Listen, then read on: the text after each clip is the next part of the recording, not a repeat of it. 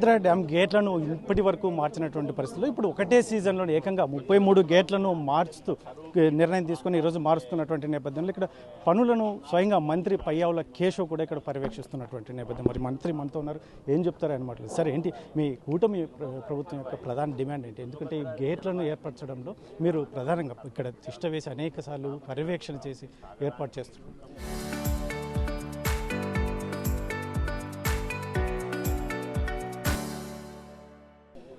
అంటే అనంతపురం జిల్లాలో తుంగభద్ర నీటి మీద ఆధారపడినటువంటి రైతుల బాధలు ఏందో నాకు తెలుసు, వాళ్ళ ఆలోచనలు ఏందో తెలుసు, మరి తాగునీటి కోసం మనం పడేటువంటి కష్టాలు తెలుసు. ఆ రైతుల కష్టాల మధ్య పెరిగినటువంటి వాడిని కాబట్టి ఈరోజు ఈ ప్రాధాన్యత ఎటువంటిది అనేటువంటిది మాకు తెలుసు. ఆ రోజు గేటుకు పడిపోయినప్పుడు మేము పడినటువంటి మానసిక క్షోభ ఏందో మాకు తెలుసు.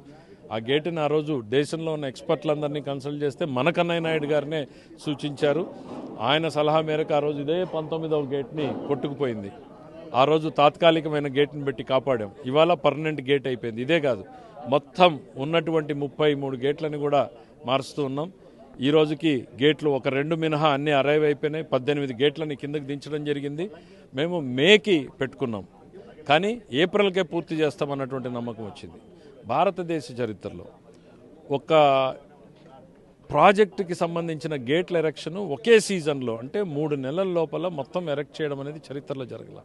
టెండర్లు పిలవడం, పాత గేట్లను తొలగించడం, వాటి గేట్లలో కొత్తది రెస్టోర్ చేయడం, వాటిని ఆపరేషన్లకు తేవడం అన్నీ కూడా 3 నెలల్లో. అంటే మేము ఎంత వెనకాల ప్లాన్ చేసుకున్నాం. ఏదో కళ్ళ ముందు కనపడేదే కాదు, కళ్ళ వెనకాల కూడా నిరంతరం ఈ పార్టీ, ఈ ప్రభుత్వం మీకోసం పనిచేస్తూనే ఉంది అనడానికి ఇవాళ తుంగభద్ర డ్యాము మన కళ్ళ ముందు రెస్టోరేషన్ గేట్లు ఏవైతే ఉన్నాయో ఇదే సజీవ తార్కాణం అనేటువంటిది చెప్పదలుచుకున్నాం. ముఖ్యంగా ఇప్పుడున్న సిచ్యువేషన్లో, ఎందుకంటే కూటమి ప్రభుత్వం ఫైనాన్షియల్గా ట్రబుల్లో ఉన్నటువంటి సిచ్యువేషన్లో ఇంత పెద్ద ఎత్తున మీరు ఈ యాక్టివిటీ తీసుకోవడానికి ప్రధాన కారణం ముఖ్యంగా మీకున్న రైతుల మీద ఉన్నటువంటి బాండింగ్ అంటారు. ఖచ్చితంగా దాంట్లో ఏం అనుమానం లేదు. ఎందుకనంటే ఈ రైతులు ఎలా పెట్టుబడులు పెడతారు, వాళ్ళు ఎన్ని కష్టాలు పడతారు, ఎన్ని అప్పులు తెస్తారు, రేయింబగళ్ళు పెళ్ళాం పిల్లలు పొలాల్లో ఎట్లా కష్టపడతారు అనేటువంటిది 30 ఏళ్ళుగా చూస్తూ ఉన్నాం. ఈ నీళ్లల్లో ఏమైనా తేడా వస్తే ఎన్ని లక్షల జీవితాల్లో బాధ కలుగుతుందో మాకు తెలుసు. కాబట్టే కమిటెడ్గా పనిచేశాం. దానికి we are happy that Chandrababu Naidu garu మాకు ఇచ్చినటువంటి భరోసా.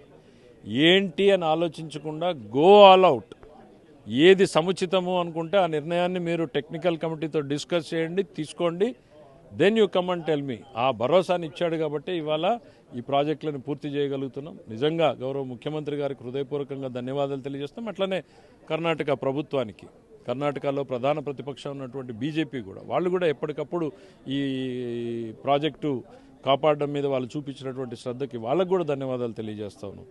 ఆంధ్రప్రదేశ్లో ఉన్నటువంటి ప్రతిపక్షం తప్ప ప్రతి ఒక్కరూ కూడా ఈ ప్రాజెక్టు మీద శ్రద్ధ కనపరిచారు. సార్, ఫైనల్గా సార్, ఇప్పుడున్న ప్రభుత్వం, కూటమి ప్రభుత్వం, గత ప్రభుత్వం ఈ నీటి ప్రాజెక్టుల మీద తీసుకున్నటువంటి ప్రాధాన్యత గురించి మీరు ఏం చెప్తారు ఒక మంత్రి? డెఫినెట్గా మేమైతే నిశ్శబ్దంగానే పనిచేస్తున్నాం. హంద్రీ నీవాకు చెప్పాం, ఒక్క సీజన్లో వైడనింగ్ కంప్లీట్ చేసాం, 3,800 కోట్లు ఖర్చు పెట్టాం. ఇవాళ తుంగభద్ర టేకప్ చేస్తున్నాం, మళ్ళీ హంద్రీ నీవా చేస్తాం, రాయలసీమ ప్రాజెక్టులు చేస్తాం. ఏ ఒక్క క్షణం కూడా విశ్రమించకుండా రాయలసీమ రైతుల కోసం పనిచేస్తూనే ఉంటామన్నటువంటి నమ్మకాన్ని కల్పించదలుచుకున్నాం. Thank you.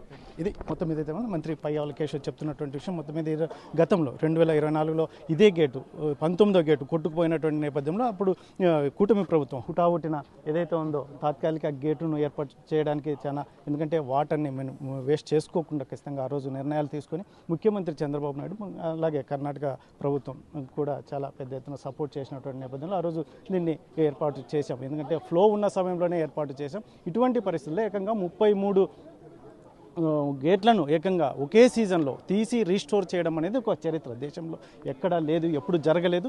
ఇది మా కూటమి ప్రభుత్వానికి ఉన్న ఏదైతే ఉందో రైతుల మీద ఉన్నటువంటి కన్సర్న్, వారి మీద ఉన్నటువంటి మాకు బాధ్యత. కాబట్టి మేము జిల్లాకు కూలీలుగానే, ప్రజలకు కూలీలుగానే పనిచేస్తామనే మాటకి మేము నిరంతరం కష్టపడి పని చేస్తూనే ఉంటాము అని చెప్పేసి మంత్రి పయ్యావుల కేశవ్ చెప్తున్నటువంటి పరిస్థితి. కెమెరా పర్సన్ సుధాకర్తో చల్లా కెనాడు RTV.